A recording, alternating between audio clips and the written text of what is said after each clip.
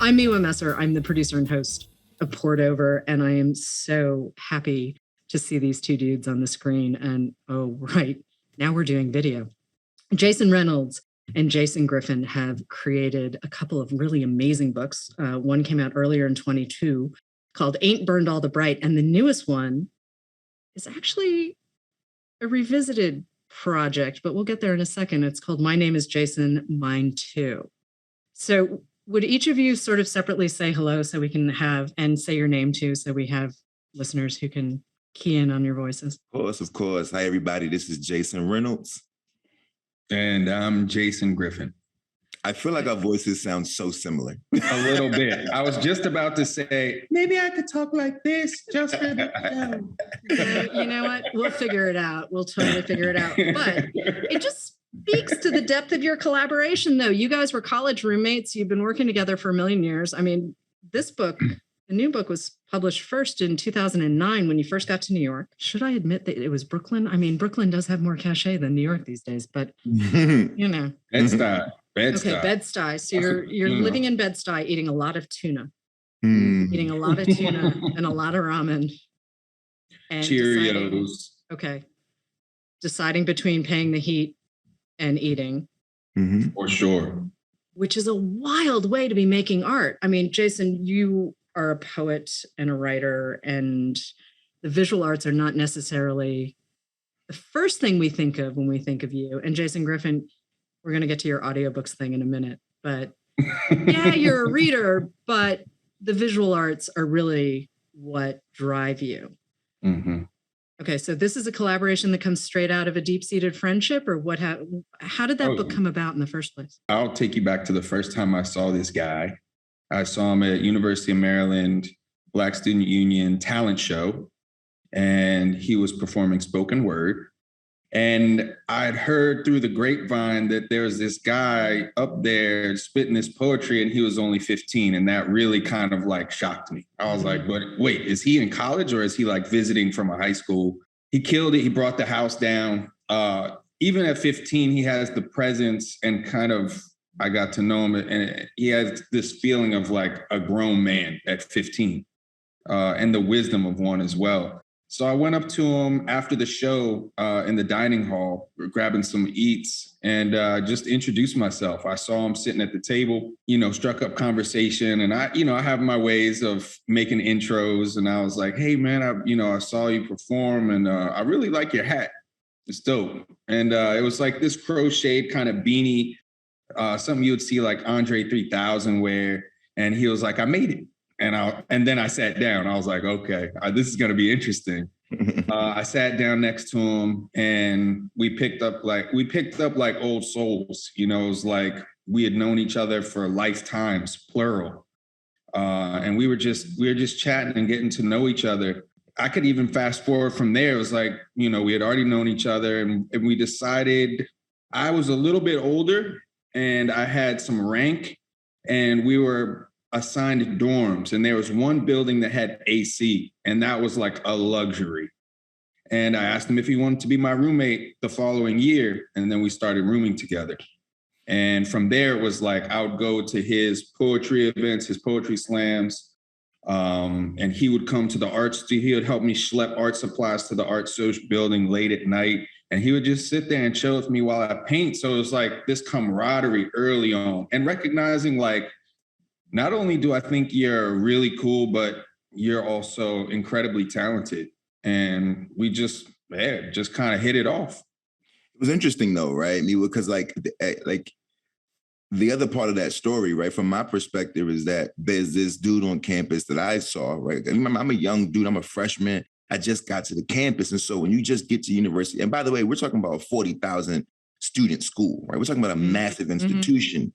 And so there are these rumblings around the campus when I first get there about this white boy who dresses better than everybody. And right, there's like this thing, there's like this myth around, and this is true. He doesn't like when I tell him, he gets to tell his part of my story, but he doesn't like when I tell the part about him. And so what's happening at this time is that there's this strange sort of legend around him, even though we're teenagers, right? But there's this strange legend around this red-haired white dude who sort of is dressed different than everyone else. I mean, he was wearing like suits, and like, He's moving it. He had all his hair. He's moving a different way.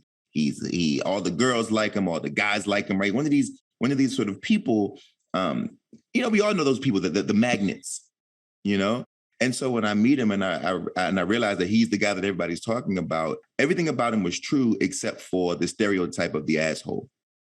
Right? Because usually when you hear about those, right? Because usually when you hear about those kinds of people, what's attached to them is also, when you meet them, you're like, oh, he also believes this. He believes this hype, right? When we started living together, the other thing about him is that he was a business major. So yes, he's this like genius artist, but I didn't know that at the time because Jason was a business major. It wasn't until like I started seeing the scrapbooks, I started seeing, right? And our friendship continues to sort of grow. And I'm realizing like, oh, this dude actually has a whole secret life that I'm not sure everyone is aware of, because he's spending his late nights in the art studio. He had like an honors art studio, which is something, I think there were like 8 of them that people got, like, it was a very rare. Good memory, man. Good memory. Yeah, they only gave 8 people these things, and he wasn't even an art major.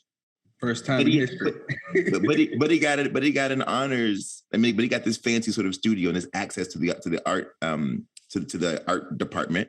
So I spent some time with him in there, and that's how it started to sort of gel. It was like, okay, this dude actually there's a whole other part of him that he's not necessarily, that he's studying, but he's not majoring in. And it was in the midst of our conversation while living together that I think we both were transforming into who it is that we were becoming, because we both had mirrors for finally, each of us had a mirror. You know what I mean? He and I could see myself in him, he could see himself in me.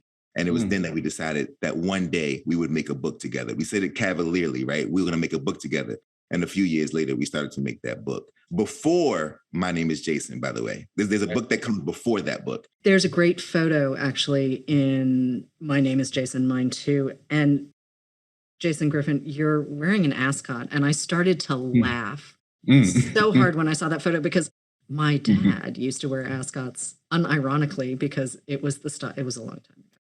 Love that. But I was laughing so hard. His wasn't ironic either. I understand that. I do understand that. But it's a great photo, and you both look like babies. it's really early on in your friendship, but it's such a vibrant photo. And it really does represent the work that you're doing in this book incredibly well. And there's a piece, it's called Men Pretend on page 33. And I mean, just the life that's in every single page. And it's the combination, obviously, of Jason's words, your art. But I have to ask, do you have a preferred medium? Like, what were you working on when you were, it looks like a mix of collage and photos and all sorts of stuff. But what trim are we talking? It's such a dope question. So I have to, pun intended, paint you a picture of our apartment in Bed-Stuy, because man, we moved to New York thinking New York was waiting for us. And we learned real quick that it was not. And, funds were definitely tight.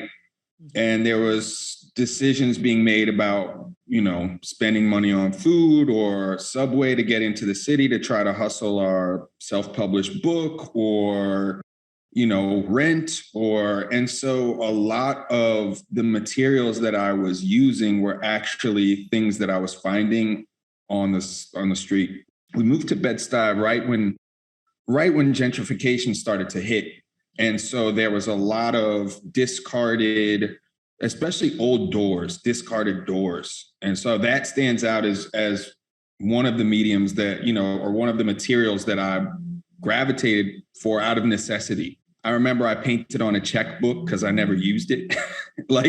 I remember taking white primer and just covering a checkbook. I remember painting on receipts, old artist journals. It was out of necessity, but I think that I've always been drawn to switching it up, and kind of the same way a writer may take a different prompt, my material becomes kind of an artistic prompt of sorts, something that kind of begins a different conversation, using a canvas or a piece of paper over and over, and it's either a square or a rectangle. I don't know. I feel like it starts to actually limit me a little bit. But by default here, I'm using doors and, scraps. And this stuff is all over our apartment that had very little furniture. It was in a way, we had the coolest looking place because it was like super sparse, but there was art everywhere. Our version of the factory. It was like Warhol's factory. Yeah. Our version of it. It was dope. Totally.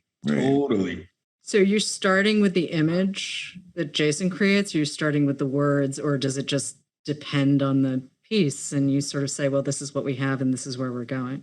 Nah. So like, this is where I think this is the one thing that is proprietary when it comes to the two of us. Our process isn't, it isn't reactionary. Mm-hmm. What it is sort of everything we make is built, is sort of birthed from our relationship, and our relationship is sort of glued by our ability to communicate with one another, right? And so we spend a lot of time just talking and thinking about things and sort of unfolding ourselves in front of one another. And we've been doing that since we were teenagers, right? Mm-hmm. And so in the midst of those conversations, we'll hit on something that we think is, particularly poignant.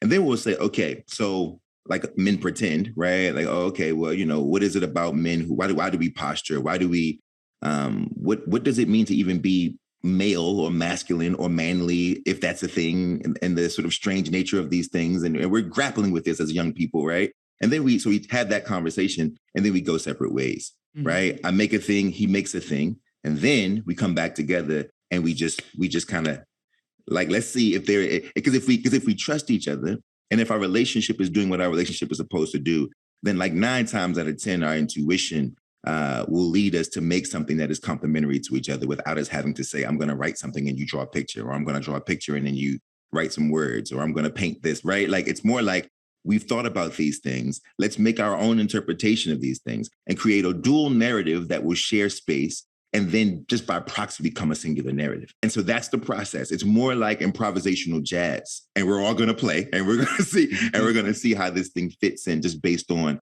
having the meter together. We both know the meter and we both know the tone, and we're going to go from there. And that's how it works. You also have the emotional truth. And we have the emotional truth, which is the glue for all of it. I may at some point be like, okay, Jay, like, I'm trying to figure out the ending here, and here's the imagery that I'm using. And we may talk about his text, but Jay's never come to me and been like, yo, that piece, I think you need to rework it. And I've never looked at Jay's writing and been like, Jay, you know what? Like, there's 100% trust there. And by the way, this is something that's been developed over the course of 2 decades. And this is what we always try to explain to people, like this. We've been doing this same thing, and we've done it many, many times. People have only seen it a few times.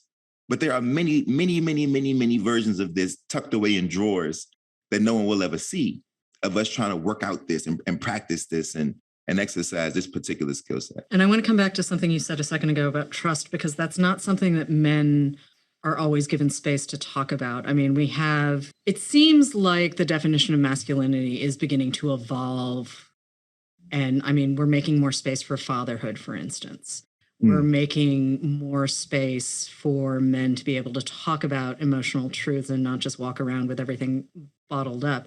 But that trust piece, and as you said, over decades, building over decades. But when did you realize that you were willing to share that trust and your experience and your understanding of each other with people outside of the friendship and make a book? I mean, this is a really public declaration of art and trust and friendship.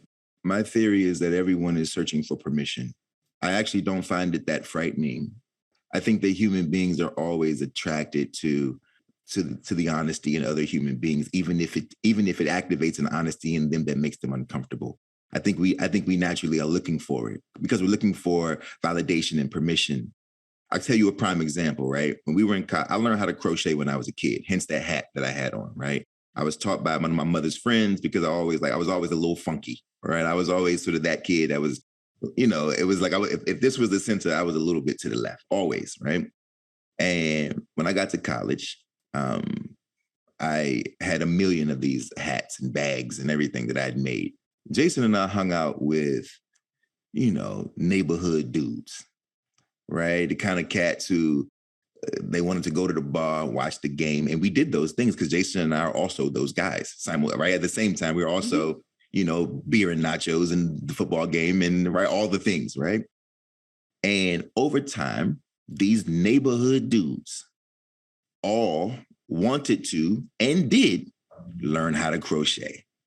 And so what we would do is like, and it was the most ridiculous thing to experience and to see, right? People would come. We always tell a story about how there were these two girls who came and knocked on the dorm room door. I think they were doing a fundraiser for the soccer team or something. And they walk in, this Monday nights, it was Monday night football. We got nachos, we got beer. And she walks in the room and there's a bunch of dudes in there with crochet needles, just getting busy, watching the game, all like this, like, and everyone kind of looks up and she was like, oh. She didn't know what to say, man. She lost all train of thought. And it's a wild thing, right? But I think about that moment all the time because what we were experiencing was just that, like, if we are who we are, everyone will feel comfortable to be who they are, and we can lean into it. It's a simple thing. So how does it? Was there ever a moment of discomfort to share some of our emotional truths, even the emotional truth of our friendship with the world? For me, there wasn't because it's the one thing that I trust more than most other things, is that our honesty and vulnerability might free somebody, might give somebody else the opportunity to look at their homeboy and say, I love you, bro, for real, and give them a hug. I grew up with these incredible friends when I was a kid before I met Jason. But the one thing that Jason did for me was he introduced me to a kind of diversity in maleness that I did not know. And Jay, please stop me if I'm putting too much of your business in the world. But like one thing, go for it. One of our early like hangout sessions, he took me to this gay bar, right? Because he was working at a gay bar, and he took me to this gay bar, and this was a new experience. You know what I mean? But this was somebody that I trusted, so that I can then open my world and like find my comfort no matter where I was, simply because of my respect for humanity. And that's something that he had that I hadn't honestly been exposed to yet. I totally forgot that you came through. Yeah. And it was a dope experience. It was dope. To add to the awesomeness of this story, my mom got me the job. I got great tips at that place, man. And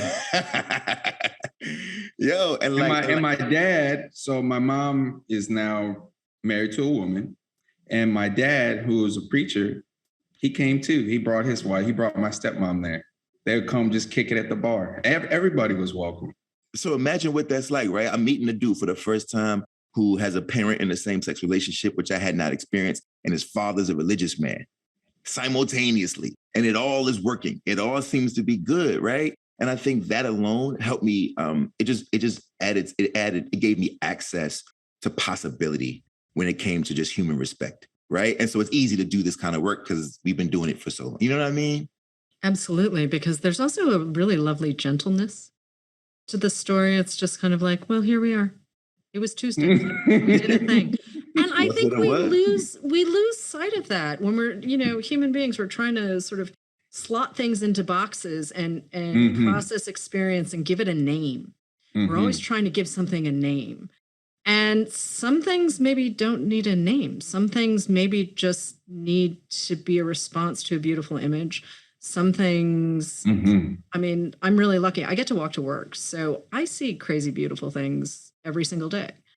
Love and that. Sometimes it's, a leaf on the ground. Sometimes it's a very cute dog in a very expensive coat. It makes me think of, the chef, Michael Twitty. Oh, yeah, he's great. He's great. And did you see High on the Hog? Jessica Harris's documentary in the whole. No, I need to. It is in my queue. Oh, you told me to watch that, man. That was good. I watch it because on the second episode, he's talking about how every single cultural cuisine is named after the culture, except for Black people, right? Our food is called soul food. It's the only food that is named after something that cannot be seen but can only be felt. If there was ever a time to call someone a soul brother in the true sense, right? Because even to call someone best is to qualify it. But to say that, like, for the two of us, there's an intangible thing. There is an ethereal thing that the two of us know exists that aren't always necessary to put into words, right? And I think we knew that 20 years ago, and I think we know, and maybe know that now more than ever, 20 years later. Isn't that also what art is supposed to do for us, though? To let us sit in a moment and sit with an idea, whether it's music or the printed word or visual art or film. I mean, I sort of feel like that's the whole point, is to give us space to experiment. Mm-hmm. And so many people use it to just sort of reinforce where they are in the world, and that's it, and that's enough, and that's done. And it seems to me that both of you really are very intent on capturing change and movement, not just in the visual imagery, but just in general. And those are difficult concepts to capture well, especially when you're sort of limited to words. And Jason, you know what I'm talking about when I say limited to words, but you have to make them move. For me, and perhaps for both of us, I think our greatest sort of skill set is audacity. And it's so funny the way people sort of negatively connote ego, but I think it's necessary to have some, because one has to have a little bit of, I mean, look, when we were 20 years old, you know, our whole thing was we're going to rearrange and change the way people think of the book, right? This is what we were really thinking as teenagers, right? And young adults. It was like, we're going to make a thing to completely upend what people think a book can be. That was always the goal, right? The change, the object itself, to literally rejigger the object itself. That is the book, the casing of the book. And so I think both of us approach our work thinking about forward movement, thinking about, and we know everything's been done, right? We know that, but we also know that like we have an opportunity to put our stank on even the things that have been done, right? That we have an opportunity to, I mean, look, Frank O'Hare, right? We know that like there's been these mashups, right? But we are who we are. And we're willing to sort of push the line and push the boundary the best we can, to challenge ourselves and to challenge the people who might be the people who look upon this work, right? To say that like, if it is possible for us to push possibility, then it's possible for you to believe in it. As an artist, Jay, what do you think, man? I mean, like, because I've been around you so long, I take it for granted sometimes that you can do all the things, you know? No, just everything you're saying is awesome.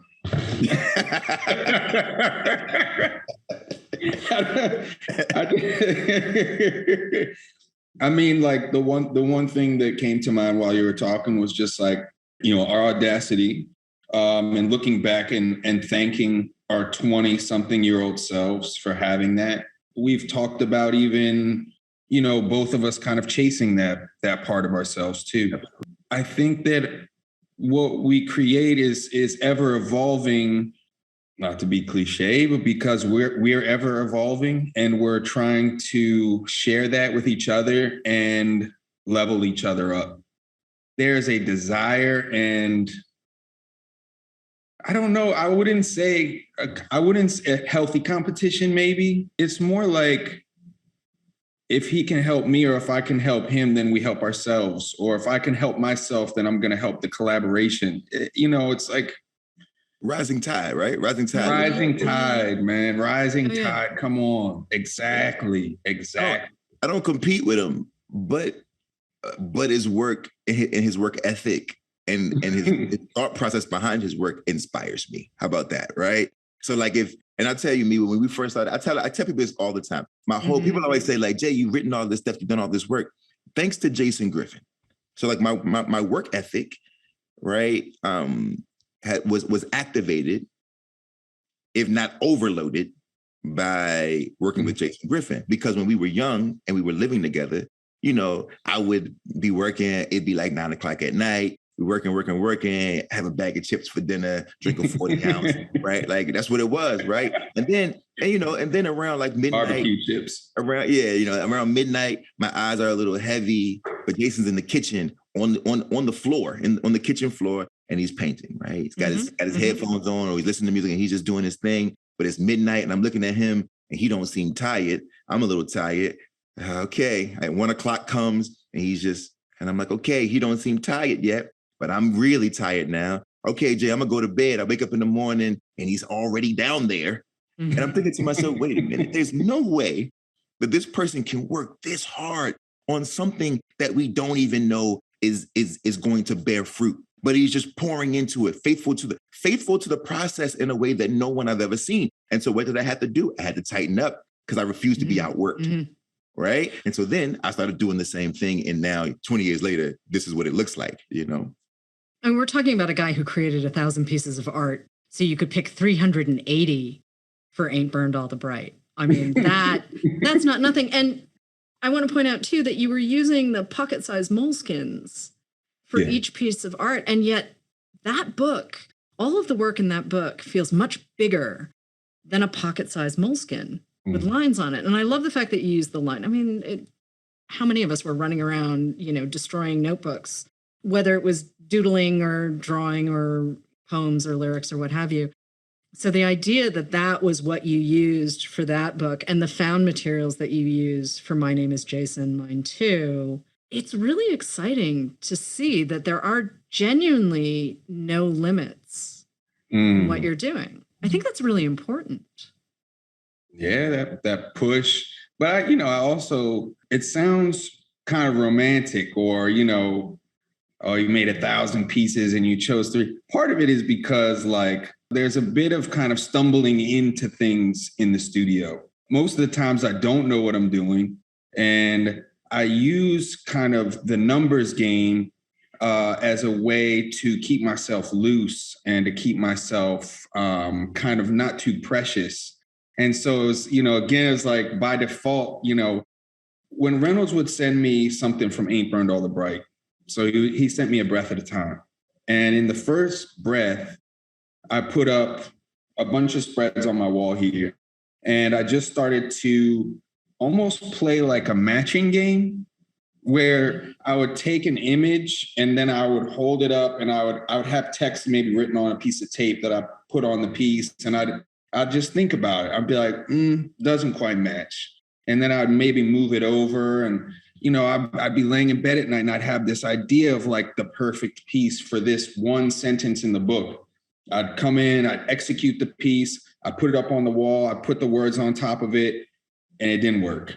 Mm-hmm. But, if I have enough pieces going on, I can kind of dig around my studio and I can try different pieces. So much of my process is like this, William Kentridge talks about peripheral thinking. And I think this is a great way to describe an artist's process. And he talks about stumbling through his studio. I think this guy is a master, but there is so much kind of happy accidents that happen. Mm-hmm. You just kind of surprise yourself. It also sounds like editing though, Jason. Totally. Totally. Editing. And there's nothing wrong with a good everyone needs an editor. Even if you're Jason Reynolds, everyone needs an editor. Especially if you're Jason Reynolds. Especially. Can we talk about some of the artists who are not each of you that inspires you as well? There's some great work out there in the world, but who are some of the visual artists that make both of you kind of say, oh, right. That was one of my top ones for sure. William Kentridge. Yep. And when I get asked this question, I hope it's okay for me to also say, I'm very much inspired by music. Absolutely. In the studio. All of it. I'm also inspired by, film and television. The Coen brothers are a huge inspiration. Trying to think what else that comes to mind of visual. Kara Walker is she's a big influence. Barkley Hendricks, when it comes to portraiture. Kerry James Marshall is tops for me. He's I went and saw his show at the Whitney, and it's just his understanding of how to move around a painting is incredible. His compositions, use of color, incredible. What about you, Jay? Oof, so many people. I think about, for different reasons. I love Bisa Butler. I think that the idea of using fabric, Jason had a whole period of his life where he just used paper. And I like people who are making paintings without paint. Because I think there's something in that for me to learn from, in terms of how do you tell a story without having to tell the story? It all translates to a certain kind of inference to me. So I love Bisa. I love Fahamu Peiku. I think he's fascinating because he paints himself over and over and over again, but he would tell you that they're not self-portraits. He just uses himself as the model. And that is what I do in my stories, right? These are stories that I use myself, and I use my experiences and my background and my childhood and my friends only as avatar, only as sort of the symbols to put forth to create whole worlds that have nothing to do with me. And I think he's the master of that. I love, because of Jason, I love Alphonse Mucha. because of the idea around line weight. And I think about what that means in my own work, right? How some lines are to be heavy and some lines are to be light.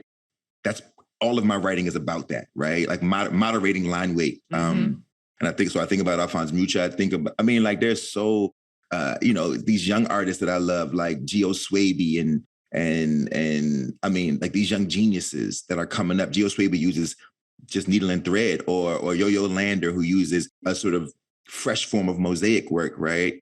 Deborah Roberts, who I think is one of the greatest collage artists of our time. All these people, and then Jason, of course. I happen to be around him and gotten to come up, see all the versions of his work, and I've got my favorites, right? I've got my favorites of all of his styles, right? But I respect his dexterity, and that's who I want to be, right? As a writer, is dexterous. And the same with music and movies, right? I mean, what is there a better song than Vienna? I don't know. For me, right? Is there a better song than Fast Car? I'm not sure. These are quiet tales. Tracy Chapman. Right? These are narrative songs, right? That I don't know if anybody's going to be able to outright Tracy Chapman or Billy Joel, or I'm not sure, And I listen to that music all the time, and all the rap music that inspires me, and the funk music. Would there ever be a bass line like Slipping Into Darkness? I'm not sure. Ooh. Right? Like, I don't know. Will there be a song as sweet as The Makings of You by Curtis Mayfield? I don't know. Right? So all of these things are things that influence me every single day. I love the fact that you're talking about textiles and mosaics, because those are things that were typically sort of treated like crafts, and they were women's work, and that they were not, in fact, art. And when you look at something like the Alexander McQueen show that the Met did a while, beautiful. Like that clothing is sculpture. That is, and the masks and the shoes and everything. But the construction, and we don't think. I also say this as a knitter, because when you're knitting, you get a thing in 3D when you're done. It's a 3D thing. And it changes the way you respond to the thing that's in your hands. And if you don't like it, you can undo it and reuse and recycle. And you don't have to have the ugly thing out in the world, but you can test a theory with 2 sticks and string, right? And then you move on. But we have such rigid ideas of what's supposed to be high art and what's not supposed to be art, and what. Oh, you got that right. Right. And I just want to see the sheer joy, even when we're talking about tough things, right? Even when we're talking about the pain that comes with just life. I mean, we live in complicated times, although I guess humans have always lived in complicated times, but I happen to be alive in this complicated time, so it feels more complicated than most. But the idea that you can take whatever materials you have, whether it's cloth or house paint or pencil. I love a good pencil, a good sharp pencil. I am happy. I really don't need much more than that. And Jason, it was an earlier interview where you said you had sort of restarted your work process early in the pandemic by using paper and pencil, that you needed something like that to really sit and reconnect with the words themselves. Yeah, I needed tactility. And I still am. That's where I am, and that's probably where I'm going to stay for the next however many years. When the computer became an obligation for all things, I could no longer do the one thing that is mine on the computer. Right, it robbed me of that. Right, and so I went back to the pad, to the paper. And my brain began to work again. And that's where I'm still on the paper, and it's amazing. And it makes me happy again, and it feels good again. And it feels like I'm creating, because I'm also a nerd, and I'm an archivist nerd. And so it also feels like I'm creating an archive, and I'm creating objects that I can give and leave, evidence of my existence, and in a different way, I think it's important to have, too, because, we've all got those old floppy disks that no one has any way to play them. I would anyway. Rather, I have some of my mother's old sketchbooks from when she was a student at Parsons, and I can see the evolution of my mother's style. It's amazing. I can also see how it influenced her clothing and how our houses were done and how she dressed my brother and I. That's dope. All of those things. And I absolutely, I love it to bits. And, the paper has gotten really stiff and really hard, and it's, you have to treat it with a little bit of care, but to see the evolution of a person. Yes. It's so fascinating. To see their handwriting. Yeah, right? Wild. Right? It's wild to see the handwriting, you know? We need to start teaching handwriting again. Jason Griffin. That's a whole other conversation. Yeah. I know you have tiny people, but I do appreciate pretty handwriting. And I'm not, I've got older people in my family who did that perfect cursive that they were taught.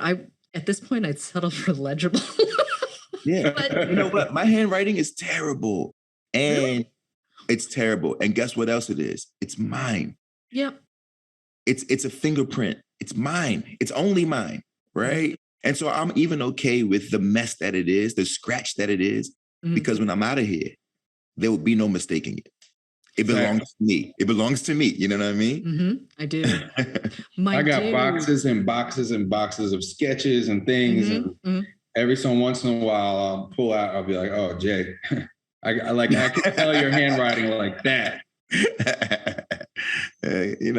That's cool. Do you have favorite moments from My Name is Jason? Mine too. There's a moment in the process, not the book itself. I don't remember so much of the book. You know what I mean? As like the art of the book, but I'll never forget the process in making it. But that particular editor, we were just told to make some. And I know this is it gets complicated, but we will say her name because her name deserves to be said, and it's Joanna Kotler. Who is Jason still very close to and as a mentor to him and changed both of our lives. But she gave me the best piece of advice that I'll ever have. Yeah. She was the one who knew I'd be a novelist before I did. And she told me that my intuition will take me farther than my education ever will. And I remember that conversation like yesterday. That's really Shout out to Joanna Kotler. Shout out to Joanna Kotler. Yeah. Thank you very much, Johanna. Yeah. the gem dropper. Dropping gems. Jason Reynolds, I know you're working on an adult novel, which I will sit very quietly and patiently and wait for. Sure. When it comes, it comes. When it comes, it comes. But Jason Griffin, what are you working on now? Where can people find you? Where can they see your work? I am working on paintings. I'm still collaborating. I collaborate with my studio mate, Chris Bailey.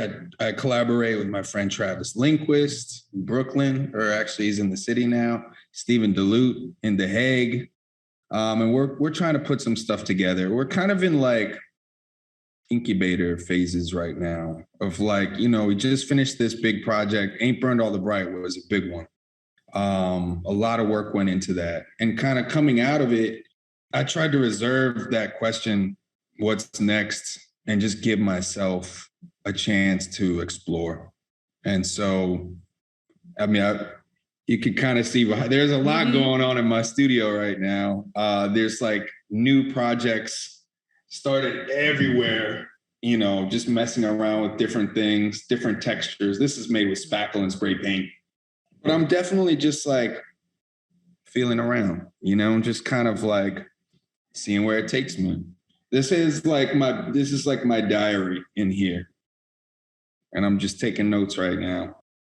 Jay and I are going to drop some prints from the book because a lot of people have been asking about artwork from the book. And I don't want to part with any of the original artwork. That's got to be archived and saved forever. Yeah, just keeping it loose, keeping it, trying to do what me and Jay are talking about of like, constantly pushing. What's next? I went from kind of almost a year working in almost exclusively moleskins with materials that you would find around the house because that was super conducive to being in COVID and being in quarantine. And so my first inclination coming out of that stretch was like, I want to work big. And so I did. I started to work big, and then it kind of like a jellyfish, it like expands and contracts. And then I went back to super small. And then I started playing around digitally on the iPad, and then I started sculpting some things. So I'm kind of in like the mad scientist mode right now. It sounds really good. Mad scientist mode. Yeah. That's the best way to describe him. Sheesh. Okay, mad scientist. Mad scientist 1, mad scientist 2. I think that's probably the best place to end because we could keep going for a really long time. But the one thing I do want to shout out on both Ain't Burned All the Bright and My Name is Jason, Mine Too, the publisher's done something really smart with both of these books, and the age range on both of them is 12 to 99. So for those of you who are no longer part of the short set, I really, really want you to pick these up because there's a lot. There's a lot of beauty, and there's a lot of pain, and there's a lot of growth and movement and change, and they're just really beautiful, beautiful books. Even if you didn't quite reinvent what a book is supposed to be, that's okay. Other people have tried to.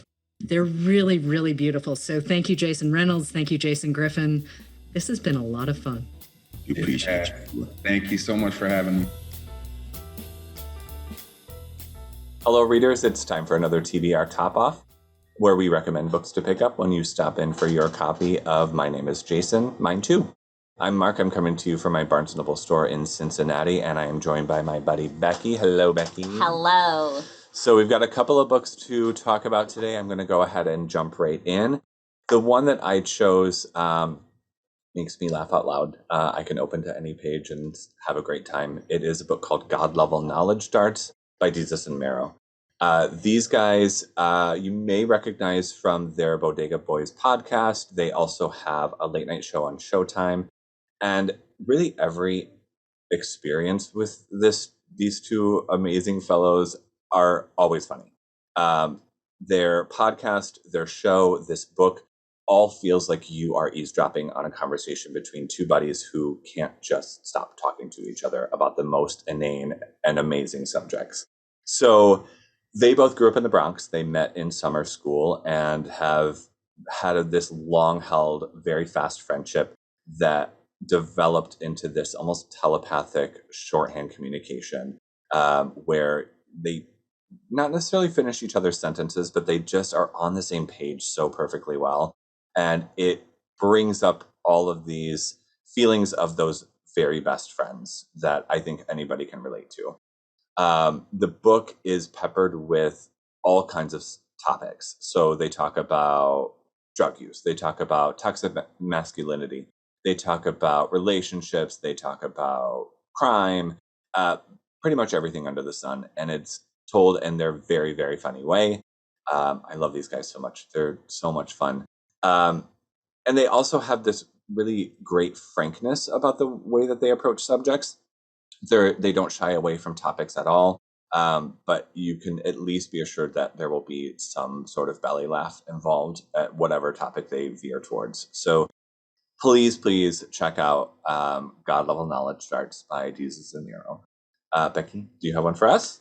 I definitely do. It doesn't have a cool title like God Level Knowledge Darts. I love that title. I just can't get past that. So good.